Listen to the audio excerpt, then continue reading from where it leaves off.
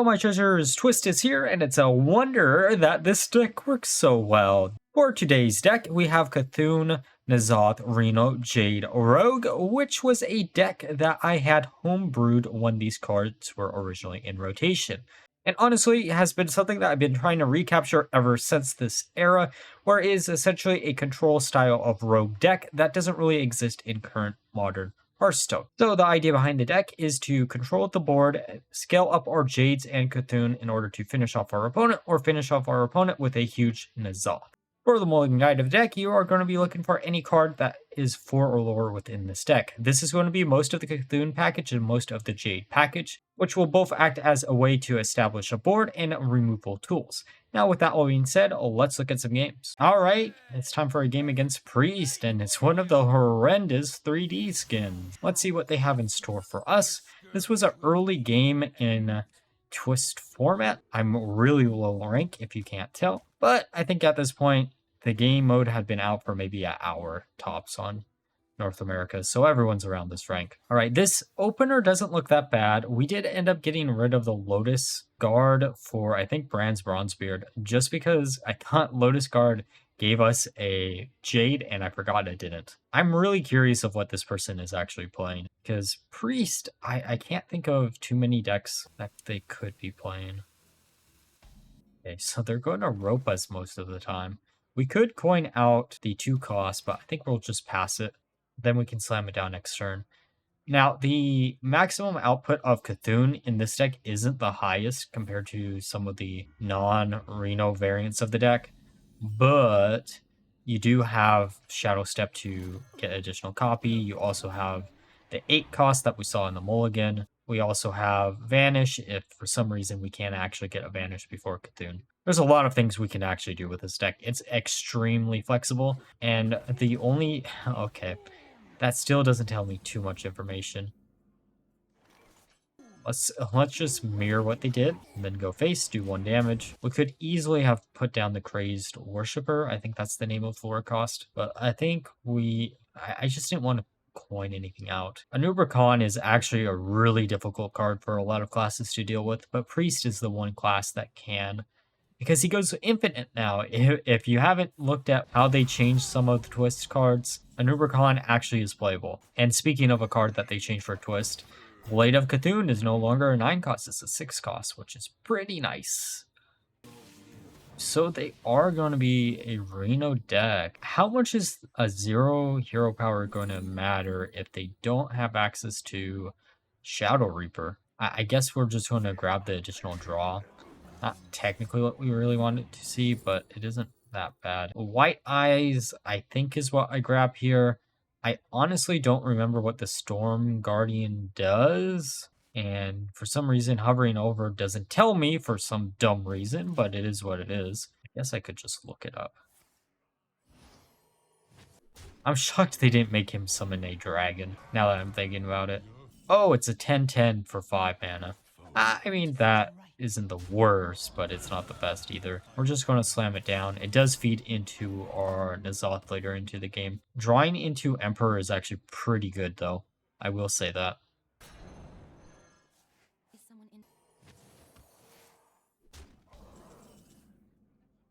Earthen Raptor. They did steal our eyes from us, which kind of sucks.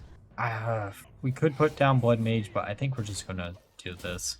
You know, there are times where I almost would have preferred Emperor to still be a 5/5 6 cost, just because that's a little bit harder for them to remove, and yeah.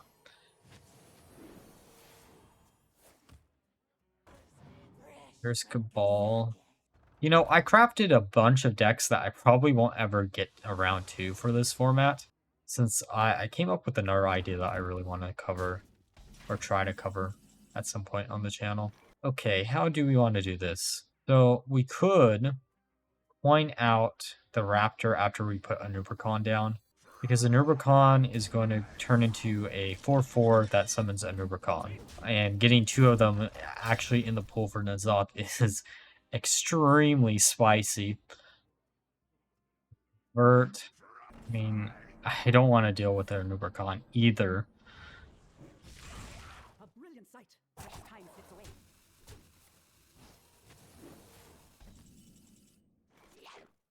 Let's get back the 8-4. We're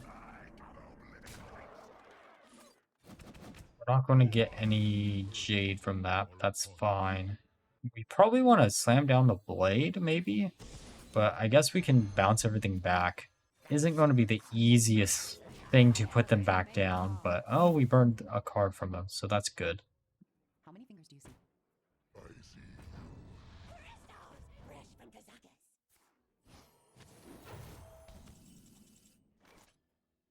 Okay. How do we want to deal with this? Lotheb. Oh, getting our own Blood Mage out of the deck. I guess we can Blade. Get rid of... yeah, Con. Lotheb, then bounce back our Blade to hand. Becomes a 4-mana card.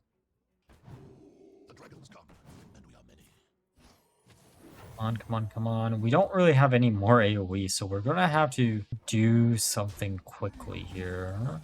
Jade Spirit. Let's assassinate that. Get rid of the 5/5. We're up to 2020. Come on, we need Cthun. Cthun actually, it doesn't win us the game, but it does prevent us from losing the game, so...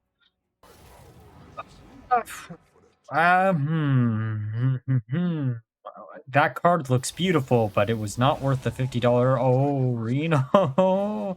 Don't mind if I do.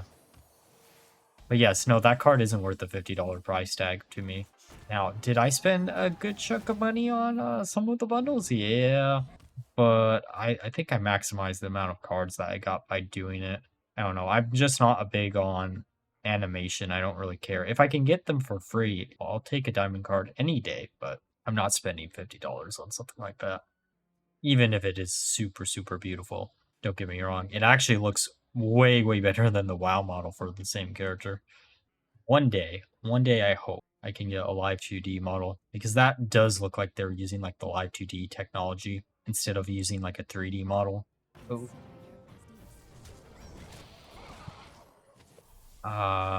We definitely need to get rid of the majority of the board. Oh, that's bad. That is really, really bad. So 2 Anubercons isn't really that easy. Oh, hey, Cthun! Never mind, we're good. Come on, Cthun. Do some magic here, please. I really had hoped that would have wiped out the board a little bit more, but I mean, I'll take it. Yeah, let's get rid of her just in case. I don't know if they have a bunch of spells in hand.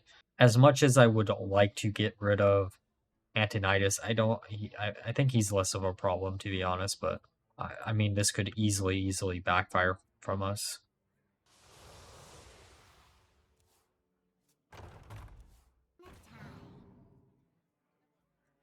Okay, so they drew into White Eyes. The fact that they can't deal with the 21/21 is probably going to get them murked. Because all we really have to do is deal with the 5/5. Boy, oh boy, do I wish I still had the Assassinate. I will take that.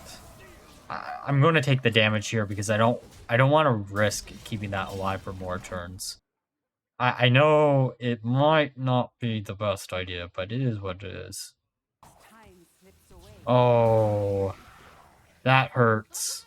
That I mean, I'm glad that they had that after we had already wiped out a good chunk of their board, but this is also an art card that I ended up removing from the list. I think we go into the 4/5.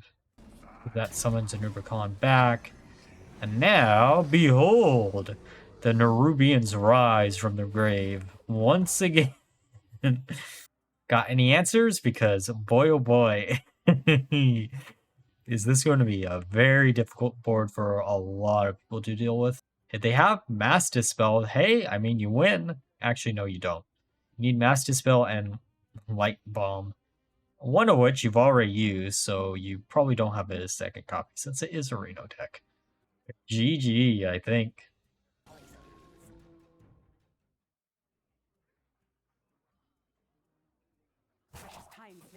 Briarthorn, Math. Okay, so that's 5. Oh no. Oh, Skill shines. whoops.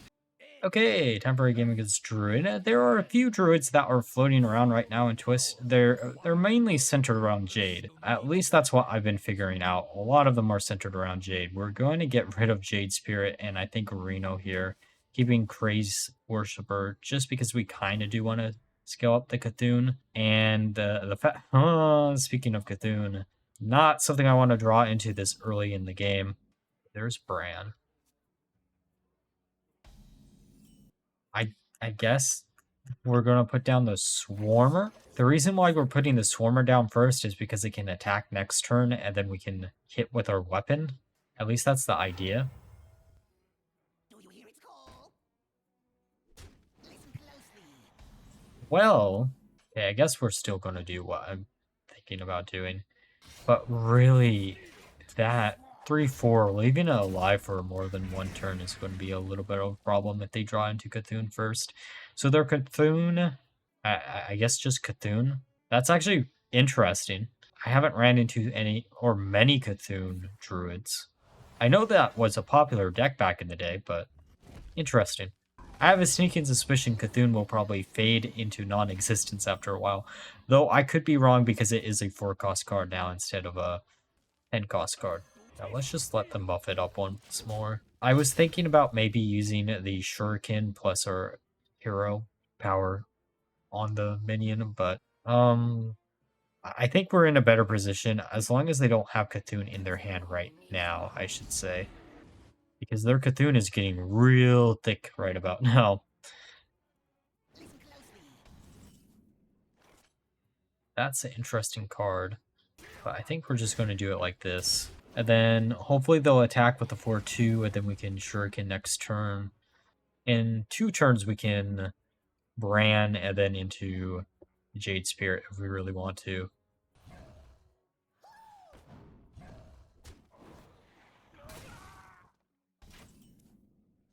Fascinating. Oh, hey, they have some Jade too. So they're Jade, Cthulhu.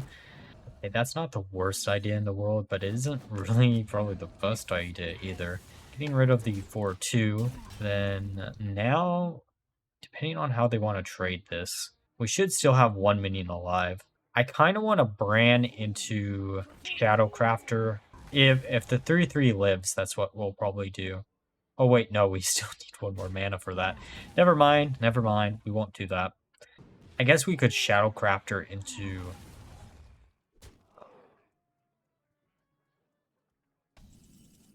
Oh. I think we want to put down Aya. Or Aya. So we're up to a 4-4. Hopefully they'll trade into the 4-4 instead of the 6-3. Oh, putting down their own Aya. Wait. Oh, we're gonna have some fun next turn. We're gonna craft up some Jades. That's interesting too.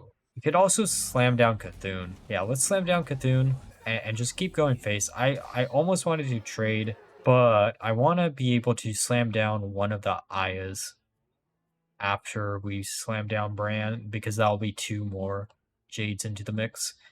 It turns out we don't need to run 2 ofs to get to the level that a normal Jade deck gets to, right?